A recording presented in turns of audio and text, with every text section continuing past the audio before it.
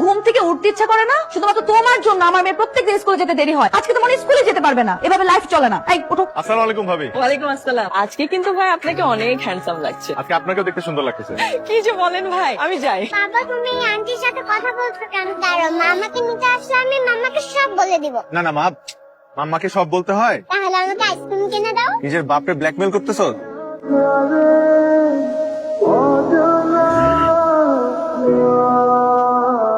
বলো। এই শোনো না, আসার সময় একটু কচুরমুখী নিয়ে এসো তো। আচ্ছা ঠিক আছে, নিয়ে আসবো। আর তোমার কাছে টাকা কি আছে? অসুবিধা নেই, আনবো। তুমি কি করো? আমি ভ্যারেন্ডা বাজি, আপনি রাখেন আপনার ফাঁকি বাজি। এই যে তুই এত বড় একটা কোম্পানির মালিক, কিন্তু বাসায় বলিস তুই এটা কর্মচারী। এত টাকার মালিক তুই, তারপর লাইফটা মিডল ক্লাস মানুষদের মতন। প্রাচুর্য মানুষের শান্তি কেড়ে নেয়। এগুলো কি নিয়ে আসছো? তুমি যা জানতে বলছিলে সব নিয়ে আসছি। এই গুড়া চিংড়ি কেন নিয়ে আসছো? রাতে কম দামে পাইছি তাই নিয়ে আসছি। এখন এই রাতের বেলায় মাছ কে কাটবে? তুমি একটা কাজ করো, তুমি এই চিংড়িগুলো আমাকে কেটে দাও, আমি তোকে রান্না করে দিচ্ছি। কি মজা বাবা, আজকে মাছ করবে। আমি তোমাকে চিংড়ি মাছ কেটে দিচ্ছি, আমি সব পারি। কি হলো? তুমি হয়ে গেছে, থাক তোমার করতে হবে না, আমি করতেছি। আলহামদুলিল্লাহ। বাবা বসুন বসুন, দই আছে দই দিচ্ছি। দই এনেছিস? খাওয়া দাওয়ার পর একটু দই খেলে খাবারটা হজম হয় খুব ভালো। দই খেয়ে খেয়ে সুগারটা হাই করো। সপ্তাহে একদিন দুদিন খেলে কিচ্ছু হয় না। কি অবস্থা খেলার? টান টান উত্তেজনা। এই পেঁয়াজু করছো? চা চা উঠছে। বৌমা হারিকেন নিয়ে আসছো কেন বলো তো? চার্জার লাইটটা নিয়ে আসবে না, কিছুই দেখা যায় না। হারিকেনই তো ভালো মা। ছোটবেলায় কারেন্ট চলে গেলে আমরা ছাদে বসে এসে লুডো খেলতাম একসাথে। তখন কিভাবে দেখতাম? হারিকেনই তো দেখতাম। হ্যাঁ একদম ঠিক বলেছি। হারিকেনই ভালো। বাবা আপনার ছেলে কিন্তু চাল চুরি করে। মোটেও না, তোমরা সবাই মিলে বাবাকে হারাতে চাও। রাইট। আমার মনে আছে আমরা একবার ভার্সিটি থেকে কক্সবাজার গিয়েছিলাম। খুব মনে আছে। আমার মাঝে মাঝে কি মনে হয় জানো? কি? তোমাকে নিয়ে সমুদ্রের পাড়ে বসে সারাটা রাত কাটিয়ে দিই। কি ব্যাপার? রেস্টুরেন্ট কি বন্ধ? দুজনের সিট হবে না? সরি, আমাদের স্যার লাঞ্চ আউটটা ফ্যামিলির জন্য বুক করে রেখেছেন। আমি একটা জিনিস বুঝলাম, যখনই তুমি আমাদেরকে নিয়ে খেতে বের হও, তখন যে রেস্টুরেন্টে যাই সেই রেস্টুরেন্টই ফাঁকা থাকে। হ্যাঁ রে রাকিব, মানে যখনই আমরা একসাথে কোথাও খেতে যাই ওই রেস্টুরেন্টে আমরা ছাড়া কোনো কাস্টমারই নাই। হ্যাঁ, লাকিলি হয়তো বা হয়ে যায়। ভালোই লাগছে যে আশেপাশে কোনো মানুষ নেই, আমরা আমাদের মতো করে খেতে পারতেছি। নাতনির প্রতি দাদা দাদির ভালোবাসা কত শুদ্ধ। আসসালামু আলাইকুম স্যার। সামিউল স্যার এটা কোনো কাজ করলো? ওই কোম্পানির ভেন্ডারের লিস্ট থেকে আমাদের নামটা বাদ দিয়ে দিয়েছে। বোকা বন্ধু আমার। কি স্যার স্যার শুরু করলো আমি বুঝলাম না। আয়, দেখা হয়েছে এতদিন পর। আয় বুকে। হাবিব সাহেব, বন্ধু বলে জড়াই ধরছি, কমন সেন্সটা কাজে লাগান। আপনিও বন্ধু বলে ভাবিকে সালাম দিয়ে কেটে পড়েন।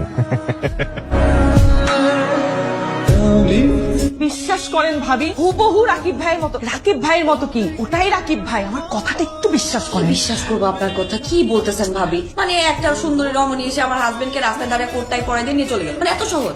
আমি তো আমার হাজবেন্ডকে চিনি, তাই না ভাবি? আমার কথা বিশ্বাস করলেন না তো আজকে যাই। কি করতেছো তুমি? সাইলেন্ট করতেছি তোমার ফোন। তোমাকে না বলছি রাতে বেলা ফোন সাইলেন্ট করে রাখবা, উঠা যাবে তো না হলে ঘুম থেকে। কে শুনে কার কথা? ধরো। তুমি ফোনের মধ্যে পাসওয়ার্ড দিয়ে রাখছো কেন? পাসওয়ার্ড কি? Nadia I love you. আমার ঢং আর শেষ হয়নি। তুমি কি সবসময় অফিসে রিক্সায় করে যাও না? হ্যাঁ, কেন? এমনি। মাঝে মধ্যে দেরি হয়ে গেলে তখন অফিসের গাড়িতে যাই। অফিসের গাড়ি মানে? কোনো বড় জিপে করে যাও? বড় জিপ কই পাবো? ওই অফিসের একটা আছে, মাইক্রো নন এসি। মাঝে মধ্যে বেশি দেরি হয়ে গেলে ওটারে ফোন দেই, রাস্তা দিয়ে উঠে যাই। আগেই বুঝছিলাম অফিসার ভাবের মাথায় গন্ডগোল। কার মাথায় গন্ডগোল? বুঝতে পারবে না। আর কি সমস্যা হবে? উনি বাসায় আসছিল, এসে উল্টাপাল্টা কথা। ওয়ালাইকুম সালাম।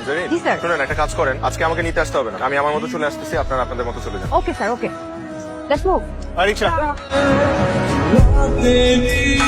হ্যালো ভাবি, আজকে আমার সব সন্দেহ দূর হয়ে গেছে ভাবি। আজকে আমি শিওর হয়ে গেছি ভাবি। কি হয়েছে ভাবি? কি শিওর হয়েছেন আপনি? আমি শিওর ভাবি আপনার সংসার ভাঙছে। কি বলেন ভাবি আপনি এগুলা? শোনেন না ভাবি, রাকিব ভাই যখন বের হয়েছে আমি রাকিব ভাইকে ফলো করছি। রাকিব ভাই মনে হয় একটু বুঝে গেছে। মাম্মা মাম্মা, আমরা নানুর বাসায় যাব না? যাব। এক্সকিউজ মি, আমি মিস্টার রাকিবের সাথে দেখা করতে আসছি। আমি মিসেস রাকিব। Sure ma'am? উনি কি আছেন? ভাবি আপনি এখানে ও ভাই, আসসালামু আলাইকুম। কি মনে করে? এই আসলাম আর কি রাকিবের সাথে দেখা করতে। ও আছে অ্যাকাউন্ট রুমের দিকে আছে। ভাবি আপনি একটু ওয়েট করেন, আমি দেখছি। আপনার অডিট টিম চেঞ্জ করেন, রিপোর্টে অনেক ভুলভাল আছে। এভাবে তো হয় না। নতুন টিম ক্রিয়েট করে তারপর আবার রিপোর্ট দেন। ওকে কি ঠিক আছে? আপনি সবসময় বলেন ঠিক আছে। বুঝছিস নাকি? আরে তার থেকেও সিরিয়াস, ভাবি আসছে। কার ভাবি? তোর ভাবি। আরে আমার ভাবি। তোর ভাবি মানে নাদিয়া? নাদিয়া অফিসে আসছে? আমাকে তো বলে নাই। কোচ অফিসে আসবে আমি তো জানি না। তাড়াতাড়ি কর, তাড়াতাড়ি কর, তাড়াতাড়ি কর। স্যার আমি আছি। এই দাঁড়ান, আপনি এখানে আসেন। তো এখানে আসেন, আমার চেয়ারে এসে বসেন। আরে যা বলতে সেটা করেন না, ফাস্ট করেন, ফাস্ট ফাস্ট। আমি আপনার চেয়ারে কিভাবে বসবো? আরে ভাই বসেন না রে ভাই। আমি ঠিক আছে? হ্যাঁ তামিল ভাই, আরে তুমি নাদিয়া অফিসে আজকে না বলে হুট করে? বললাম না ভাবি তোকে সারপ্রাইজ দিতে আসছে। What a pleasant surprise. হ্যাঁ তামিল ভাইয়ের অফিসে কখনো দেখা হয় নাই। হয় নাই? ও হ্যাঁ, তাই তো। তুমি তো অফিসেই আসো নাই কখনো। হ্যাঁ, অনেক সুন্দর করে করছো, অনেক বড় অফিস। তুমি কি বলতে চাচ্ছ এটা শুধু সামিউল ভাইয়ের অফিস? এটা কি আমার অফিস না? আমি কিন্তু কষ্ট পাইলাম। দেখো, এটা তো আমারও অফিস। আশ্চর্য, তুমি দেখবা না তোমার হাজবেন্ড কোথায় চাকরি করে? ডাক্তার কি বললো? ডক্টর দেখালাম, ডক্টর বললো যে কিছু টেস্ট করাতে হবে আর ওষুধ লিখে দিচ্ছে। তুমি চলো তোমার রুমে গিয়ে বসি, তুমি কাজগুলো শেষ করো, তারপর একসাথে দাওতে যাবো। কি হবে না ভাবি? না মানে ওই যে কই যেন যাবেন বললেন, অপেক্ষা করে কি হবে? তুই আর ভাবি বের হয়ে যান এখনই। হ্যাঁ, কিন্তু দোষ আমাদের দাওয়াত তো সন্ধ্যায়। দাওয়াত সন্ধ্যায় তো এখনই বের হয়ে যাবি। ভাবির সাথে একটু লাঞ্চ করলি, একটু গিফট কিনলি, বাবুকে নিয়ে একটু শিশু পার্কে গেলি। ঠিক আছে, কিন্তু আমার অফিসে তো অনেক কাজ। আমি সব সামলে নেবো, আমি তোর বন্ধু না? তোর মতো বস যদি প্রত্যেকটা মানুষ পাইতো রে। দেখো কি করতেছো তুমি? আরে তুমি গাড়ি তুলতেছো কেন? মানে এটা তো হুট করে চলে আসছো না অফিসে। আমি না খুশির চোটে মানে নার্ভাস হয়ে তামিল গাই না তামিল গাইতে উড়ে যাচ্ছিলাম। এই আসো আসো, সবাই চলে আসছে, তোমরাই শুধু লেট করে ফেললা। এই সোমা, আসসালামু আলাইকুম ভাবি। ওয়ালাইকুম আসসালাম। কেমন চলতেছে সবকিছু? এই তো ভাইয়া, আর বলবেন না, সকাল থেকে ছেলেটার মন খারাপ। কেন? সকালে যে কেকটা আনা হয়েছিল সেটার পছন্দ হয়নি। ছেলেটা যা জিদ্দি হয়েছে না, দেখতে হবে না কার মতো হয়েছে। আর ভাই কি কম জেদি নাকি? শোন, তোকে একটা কথা বলি, পুরুষ মানুষের জেদ থাকার দরকার আছে। জেদ কিন্তু খারাপ কিছু না। জেদ না থাকলে তোর হাজবেন্ডের মতো সারা জীবন ম্যানেজারই করে বেড়াইতে হবে। জি। দিনকাল কেমন চলছে এখন? জি ভালো ভাইয়া। আর কতদিন এরকম অন্যের চাকরি করবা? চাকরি করা মানে জানো তো? চাকরি করা মানে হচ্ছে চাকরের মতো কাজ করা। আমি বুঝি না তোমরা এখনকার ছেলেপেলেরা কেন যে মানে শুধু চাকরির পেছনেই ছোট। ভাইয়া ও কিন্তু এখন সিনিয়র ম্যানেজার। সিনিয়র ম্যানেজার হয়ে তোর জামাই কয় টাকা বেতন পায়? 1.5 লাখ টাকা। শোনো, বাকিটা জীবন এরকম মধ্যবিত্তের মতো কাটাই দিও না। তুই চেষ্টা চরিত্র করো, ব্যবসা ট্যাবসা মনোযোগ দাও। দেখো ইও আমার ট্যাপটা ভেঙে ফেলেছে, দেখো ওপেন হচ্ছে না। হাই হাই, এটা তুমি কি করছো পিউ? তুমি জানো এটার দাম কত? ওর খালা অস্ট্রেলিয়া থেকে এটা পাঠিয়েছে, 1 লাখ টাকা দাম। হ্যাঁ বৌমা, বাচ্চা মেয়ে, ওকে এত কিছু বোঝে? নাদিয়া, বলো, শুনতেছি। তুমি কি কোনো কারণে রাগ করছো? তো রাগ করবো না তো কি করবো? ভাইয়া ভাবিরা কি পরিমাণে অপমান করলো সবার সামনে। ভাইয়া ঠিকই বলছে, তোমার সামনে ভাইয়ের উপর ভরসা করে থাকি জীবনটাই পার হবে চুলা চিন্তা করতে। কি বলতেছো তুমি? কি বলতেছি? সামনের ভাইকে জিজ্ঞেস করো। তাহলে আমি তাকে ফোন দেই। পাগল হয়ে গেছো নাকি? হ্যাঁ পাগল হয়ে গেছি। এখন কি করবো? তোমার বাবাকে গিয়ে বলে দিবা যে তুমি এই মুহূর্তে বিয়ে করতে পারবা না। কারণটা কি বলবো? আমি নিজে গিয়ে তোমার বাবার সাথে কথা বলবো। তাও তুমি বাবাকে রাজি করাতে পারবে না? চেষ্টা তো করতে পারি। তুমি যা বলছো এটাকে দুঃসাহস বললে কম বলা। তোমার বয়সে একজনের কাছে এটাকে কোন কিছু মনে হতে পারে? আঙ্কেল, আমি যেটা বলতেছি সেটা আমার আর নাদিয়া দুজনের ভালোর জন্যই বলতেছি। কোনটা ভালো কোনটা মন্দ সেই সিদ্ধান্ত নেবার যোগ্যতা কি তোমার হয়েছে? কি আছে তোমার? এই তো মাত্র নাকি একটা চাকরিতে জয়েন করেছো। শোনো, বিয়ের পরে যখন দেখবে 7 দিনের মধ্যে টাকা সব খরচ হয়ে গেছে, এসব ফ্যান্টাসি উড়ে যাবে। তোর কথা দিয়ে আমি ওর সঙ্গে দেখা করতে রাজি হয়েছি। নইলে আঙ্কেল, আপনাকে ধন্যবাদ যে আপনি আমার সাথে দেখা করতে রাজি হয়েছেন। আঙ্কেল, আমি বুকে হাত দিয়ে বলতে পারবো যে আমি আপনার মেয়েকে ভালো রাখবো। কিভাবে? হাওয়া খাইয়ে? টাকা প্রাচুর্য কি মানুষকে সবসময় সুখ দিতে পারে? এসব আতলামা একটা কথা তুমি আমাকে বলো না। আর কোনোদিন যেন না দেওয়ার সঙ্গে তোমাকে না। আঙ্কেল, আমি তো আমার কথা শেষ করতে পারলাম না। আমার ধৈর্যের বাঁধ ভাঙার আগে তুমি চলে যাও।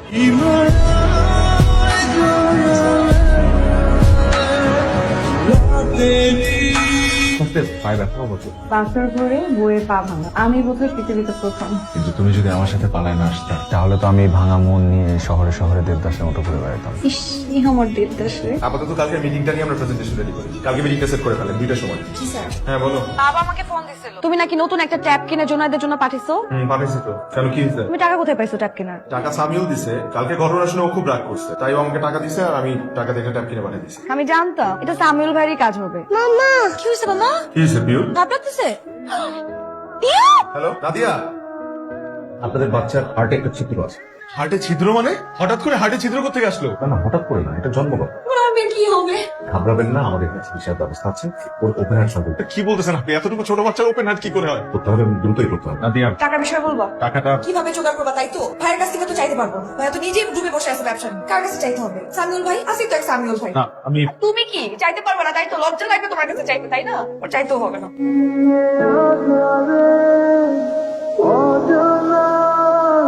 সামিউল ভাই, আপনি যে উপকারটা আমাদের করলেন, এই ঋণ আমরা কিভাবে শোধ করবো বলেন ভাই? এখনকার যুগে আপনার মতো মানুষ পাওয়া মানুষের ভাগ্যের ব্যাপার। ভাবি, আমি সরি, আমি একটা কথা আপনার কাছে গোপন করেছি। ভাবি, আপনি যে প্রশংসা করছেন, যা কিছু বলছেন আমি করেছি, তার কোনো কিছুরই যোগ্য আমি না। আমি ওর জন্য কিছু করিনি, যা কিছু করার রাকিবই করেছে। মানে? আমি অনেকদিন ধরে একটা কথা আপনার কাছে গোপন করেছি, আজকে না বলে পারছি না। আপনি যে কোম্পানিটা দেখেন সেই কোম্পানির মালিক আমি না, আমি কর্মচারী, রাকিব মালিক। সে যে এত বড় লোক ভাবি সেটা কাউকে জানাতে চায় না। কত কত মসজিদ মাদ্রাসা যে রাকিবের টাকায় চলে তার কোনো ঠিক ঠিকানা নেই। প্রায় 300 ছেলেপেলের ভরণ পোষণের দায়িত্ব নিয়ে নিয়েছে শুধুমাত্র রাকিব। বলছেন সামিউল ভাই? আপনার কাছে বিশ্বাস নাই হতে পারে, পুরো পৃথিবীর কাছে অবিশ্বাস্য লাগলেও এটাই সত্যি। তো ও আমাদের কাছে কেন লুকাবে? কারণ ওর মনে একটা ভয় আছে। কিসের ভয়? রাকিব মধ্যবিত্ত জীবন চায়। ও মনে করে এত অর্থ, বিত্ত, বৈভব, প্রাচুর্য, ওর যে মধ্যবিত্ত জীবনের যেই লোক, যেই ভালোবাসা, পারিবারিক বন্ধন, খুনসুটি, এই সবকিছু হারিয়ে যাবে। কি সুন্দর করে আপনারা সুখ দুঃখ ভাগ বাটোয়ারা করেন, এই কিছুই আর থাকবে না। রাকিব আসলে ভাবি মধ্যবিত্ত জীবনের যে আনন্দ, যে সুখ, সেটাই সবসময় পেতে চেয়েছে। মানে সামিল যা বলেছে সবই সত্যি। 6 কোটি? হ্যাঁ, আপনার ব্যাংক লোনের পরিমাণ তো এটাই ছিল নাকি? আপনি শুধু নাদিয়ার বড় ভাই না, আপনি আমার বড় ভাই।